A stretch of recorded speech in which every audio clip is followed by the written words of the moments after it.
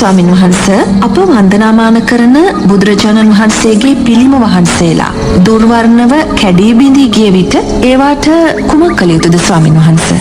සමහර අවස්ථාවලදී අර බෝධින් වහන්සේගේ ওই පැත්තකින් කැඩිච්ච පිළිම වහන්සේලා 10 15 එකතු වෙලා තියෙනවා මම දැකලා තියෙනවා. තේන මොකද gedara තියෙන පිළිම වහන්සේ දුර්වර්ණ වුණොත් මොකක් හෝ කැඩීමක් බිඳීමක් පිපිරීමක් ඇති වුණොත් ඒගොල්ලන් බයයි ඊට පස්සේ. බය වුණාට පස්සේ ඒක කරන්න හොඳම දේ තමයි ඒගොල්ලෝ ගෙනල්ලා පන්සලේ තියෙනවා.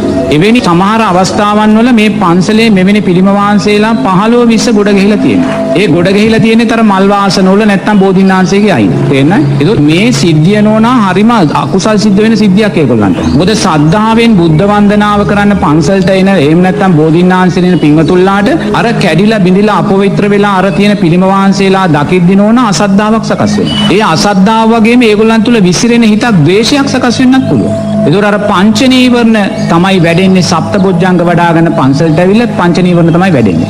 එතකොට ඒ වැඩෙද්දී ඒ ක්‍රියාව නිසා ඒවා ගෙනත් දාපු අයට අකුසල් සිද්ධ වෙන්න පුළුවන්. තේරෙනවද? අකුසල් සිද්ධ වෙන්න පුළුවන්. මට මතකයි මං එක්තරා ගම්මානකෙදී එක අම්මා කෙනෙක් මගෙන් ඇවිල්ලව ස්වාමීන් වහන්සේ අපේ වහලේ උඩ බෝපැලයක් පැලවිලා තියෙනවා. මේක ගලවන්න අපිට බයයි කියලා. මොකද්ද කරන්නේ කියලා. මං ගියා පුතේ වහලයක් උඩ බෝපැලයක් පැලවෙන තැනක් නෙමෙයිනේ. ඒ නිසා ඔබ බය වෙන්න අවශ්‍ය නැහැ. අනිත් එක ඒ බෝධින්නාංශය කියන්නේ යම් පක්ෂියෙක්ගේ අසුචි තුලින් බිහිවෙච්ච ආවුබෝපැලයක්. ඒතර ඒකේ පූජනීය භාවයක් නැහැ.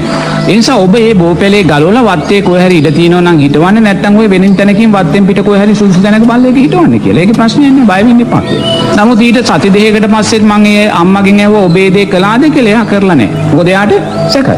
ඒවා ඔක්කොම මෝහය ගණේටයි වැටෙන්නේ. මොකද මට මතකයි මං ගිහි කාලේ අපේ පන්සලේ එවැනි පිළිම 10ක් 15ක් එකතු වුණාට පස්සේ මං අර බෝධින් වහන්සේ පිටිපස්සේ වලක් කපලා මේ සියලු දේම බුද්ධාන කරා. පිළිම වහන්සේලා 10 15 නම ඔබ දාලා පස්වලින් අහනවා. ඒ නිසා ඔබේ නිවසේ බුදුරජාණන් වහන්සේගේ පිළිම වහන්සේ නමක් දුර්වර්ණ වුණොත් කැඩී බිඳී ගියොත් කවදාකවත් ඒක ගිහලා පන්සලේ නම් තියන්න එපා. ඒ තුලින් ඔබේ නැති අකුසලයක් අතු කරනවා විතරක් නෙමේ ඔබ ජීවමාන ශාස්ත්‍රුන් වහන්සේට හිංසා කළා වූ අකුසලයක් එකතු කරගන්න. ඒ නිසා නිරේතුරුව මෙවැනි පිළිම වහන්සේ නමක් කැඩුනොත් බිඳුනොත් තමන්ගේ වත්තේ පෑගෙන්නේ නැති තැනක වලක් කපලා ඒක භූමදානය කරන්න. බුදුරජාණන් වහන්සේගේ රූපකායත් ආදාහනය කළා නම් පිළිම වහන්සේ නමක් භූමදානය කරන්න බය වෙන්න අවශ්‍යතාවයක් නැහැ. රාහතන් වහන්සේලාගේ ශ්‍රී දේහෙනුත් භූමදානය කළා නම් මේ කැඩිච්ච පිළිම වහන්සේ නමක්ගේ රූපය භූමදානය කරන්න බය වෙන්න අවශ්‍යතාවයක් නැහැ. නමුත් ඒක නිතර පෑගෙන තැනක කරන්න එපා. පෑගෙන නැති තැනක වත්තේ කොනක වලක් කපලා ඒක භූමදානය කළා. එච්චර ඉම්පස්සේ ගැන හිතන්න ඕනේ නැහැ. තේරෙනවද? ඒවා ගැන හිතන්න යන මොහොතක් පාසා අපි ධර්මයේ නාමයෙන් බුදුරජාණන් වහන්සේගේ නාමයෙන් අපි සැකය විචිකිච්ඡාව පංච නීවරණම අපේ ජීවිතයට එකතු කරගන්න. ඒ නිසා මොනම අවස්ථාවකවත් ඒ වගේ කැඩෙනු බිඳුම පිළිම වහන්සේ නමක් වලක් කපලා භූමදානය කරන්න කොයිම වෙලාවකවත් බිය ඇති කරගන්න එපා. තේරෙනවද? එහෙම බිය ඇති වෙනවා නම් ඒ කියන්නේ ඔබ රූපය කෙරෙහි සක්කාය දිට්ඨිය තුලම ඉන්න ධර්මයේ කෙරෙහි සැකය විචිකිච්ඡාව දරාගත්ත කෙනෙක් බවටයි පත් වෙන්නේ. මොකද අර බෝධින්නාංශය ගැනත් මම ඒ අම්මට කිව්වේ ඔබ එක්ක මේක ගලවලා කොහේ හරි හිටවන්න නැත්නම් වලක් කපලා මේක බලලා දාන්න කියලා. තේරෙනවද? ඒවට අපි බය වෙන්න අවශ්‍යතාවයක් නැහැ. හොඳයි ස්වාමීන් වහන්සේ.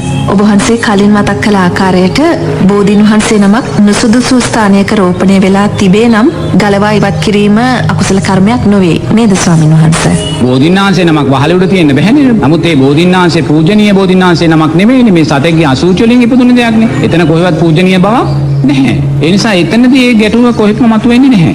ඒ නිසා ඔබට එවැනි විතර්ක තියෙනවා නම් කවදාකවත් ඔබේ ඉඩම් වල බෝපැල හිටවන්න යන්න එපා. එතන එවැනි බයක් තියෙනවා නම් සැකයක් තියෙනවා නම් එහෙම හිටවන්න යන්න එපා. එවැනි නැති ප්‍රශ්න ඇති වෙන්න පුළුවන්. ඒ නිසා හැම වෙලාවම gedara පිළිම වහන්සේ නමක් කියලා ඒ කටයුතු සිද්ධ කරගන්න. තේරෙනවද?